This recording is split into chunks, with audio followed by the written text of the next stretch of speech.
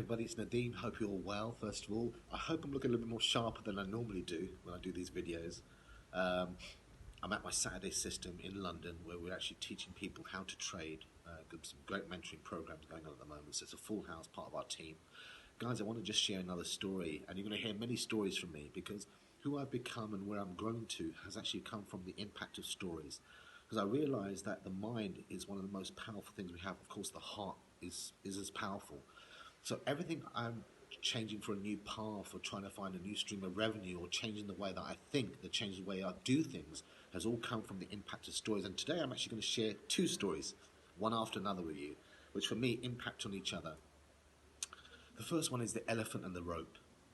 In Africa, you get beautiful elephants, and they are beautiful. Big elephants who have this rope attached to their ankle.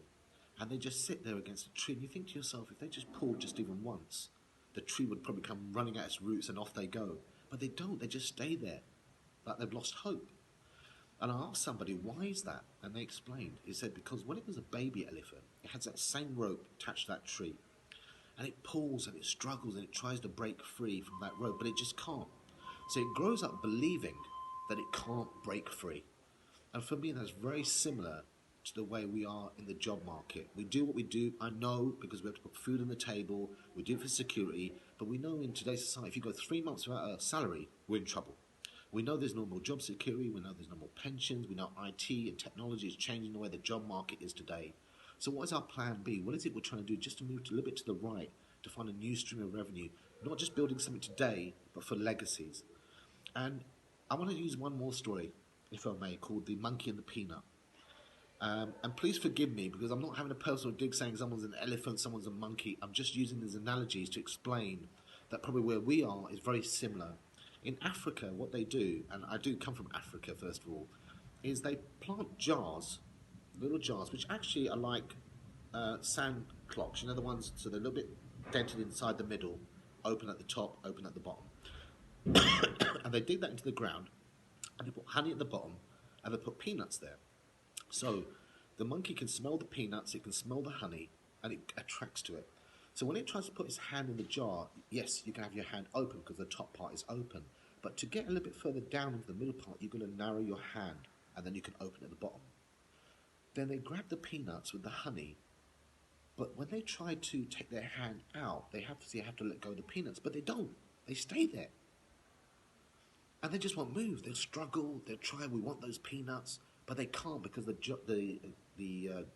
jar they're using is obviously narrower in the middle. And they stay there, and then they get caught. Now again, I'm not saying anyone's a monkey, but in life where we are today, are you doing what you're worth? Are you getting paid what you're worth? Sometimes I feel in life we run after peanuts because we think that's acceptable, and sometimes that's all we know. And again, I know why we do it, guys. I've been doing it for 25 plus years. Whether you're earning 20,000, 40,000, 100,000, irrespective of where you are today, they are still very much peanuts. When you look at the 1%, the 3% of the world population that are entrepreneurs and building in a completely different way. So like the elephant and the rope and the monkey and the peanut, again, if we don't change direction and we don't look at a new way and we don't scope a new plan B, what are we doing? Whatever you determine what you want to do in life, you've got to look at new opportunities. I'm not saying to go in blindly, but have the will to want to do it. Don't worry about the how. The how can be guided with the right mentor and the right coach, whether it be trading, whether it be residual income, whatever it is, cryptocurrency.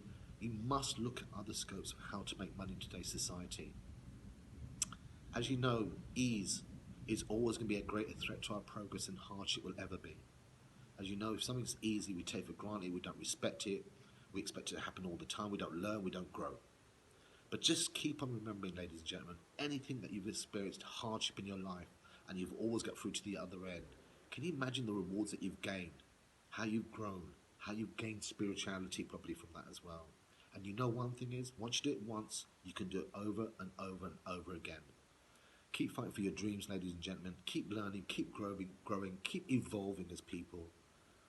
And it's a great honour to share these stories with you. I hope you've learned something from it as well, and I'll keep on feeding these stories. God bless. Take care. See you later.